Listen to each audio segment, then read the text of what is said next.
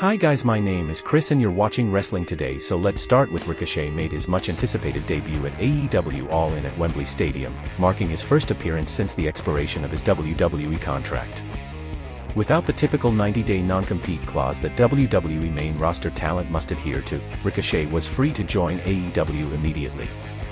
His departure from WWE followed storyline involving an attack by Braun Breaker, which had seemingly sidelined him. Nevertheless, Ricochet traveled to London to make a significant impact at the event. Ricochet's arrival in AEW has been a major talking point, with speculation about how he would be introduced to the new promotion. Despite the secrecy surrounding his role, it was confirmed that he would be part of All In. Betting odds had hinted at his appearance, especially in the Casino Gauntlet match. Ricochet made his entrance during the Casino Gauntlet match at Wembley Stadium, officially marking the start of his AEW career with a multi-year contract. His arrival opens up new opportunities and challenges for him in AEW as he transitions from his WWE career to this new chapter. The crowd erupted in cheers as Ricochet made his debut under his familiar ring name. He entered towards the end of the match, interrupting Hangman Page as he was about to attack Karen Jarrett. Ricochet immediately engaged with Adam Page, and the fans showed their support with chants. Ricochet is now officially All Elite. What do you think about Ricochet's debut at AEW All In? The next story is about AEW brought All In to Wembley Stadium, and the entire night built toward a monumental main event. There was far more at stake than just a title belt in that final match, with both competitors giving it their all in the ring. At AEW All In, Swerve Strickland defended the AEW World Championship against Bryan Danielson. The stakes were incredibly high, as a loss would mark the end of Danielson's in-ring career. At the time, Danielson was not under an active AEW contract and had revealed that he hadn't received any offers from other wrestling promotions since his contract expired.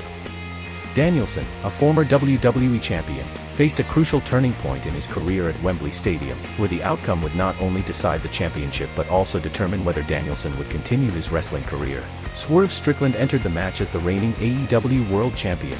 Having claimed the title from Samoa Joe on April 21, 2024, Danielson made a grand entrance with his iconic Final Countdown music. Brie Garcia, along with their children Birdie and Buddy, were ringside, while Jim Ross joined the commentary team for this high-profile match. At one point, Prince Nana placed the ring bell on the apron, allowing Swerve to execute a neckbreaker on Bryan onto the bell, unseen by the referee. By this stage, Bryan was bleeding profusely. The brutality escalated as Swerve stomped on Danielson in front of his ringside family, with Danielson bleeding heavily. Despite the punishment, Danielson mounted a comeback despite Strickland's resistance. Danielson secured the hold, forcing Swerve to tap out. AEW All In concluded with Bryan Danielson claiming the AEW World title from Swerve Strickland.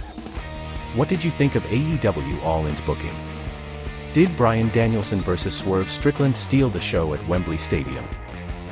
The final story is about Jay has been on a remarkable run as a babyface on Monday Night Raw recently, but despite his strong performances, he hasn't been able to secure victories in key matches. This has led to Rikishi publicly criticizing WWE for their handling of Jay's booking. Rikishi even suggested that Jay might consider a move to AEW if WWE continues to overlook him in important angles. While speaking on Rikishi Off the Top, Rikishi talked about Jay's booking in WWE. Rikishi expressed his frustration with WWE's treatment of Jay and questioned why, despite Jay's immense popularity and fan support, he wasn't given a chance to win the Money in the Bank match. Rikishi pointed out that Jay is one of the most exciting wrestlers, always delivering in the ring, and it doesn't make sense why WWE wouldn't give him an opportunity. Rikishi hoped that after the Money in the Bank match, WWE would at least set Jay up for some kind of title shot, maybe for the Intercontinental or even the World Championship. But when that didn't happen, Rikishi felt like the writers didn't know how to properly use Jay's character. He even considered telling his son to take a break since WWE seemed unsure of what to do with him. Rikishi also mentioned that while WWE is making money off Jay's Heat merchandise, Jay is out there working hard for his success, making appearances, and engaging with fans, not because he has to, but because the fans love him. Rikishi stressed that his concerns could apply to any wrestler, not just his son. He hopes WWE will recognize Jay's value and give him the opportunities he deserves. Rikishi also believed that Jay could succeed elsewhere, like in AEW, if WWE doesn't appreciate him. What do you think of what Rikishi had to say about Jay possibly joining AEW due to his mediocre booking in WWE?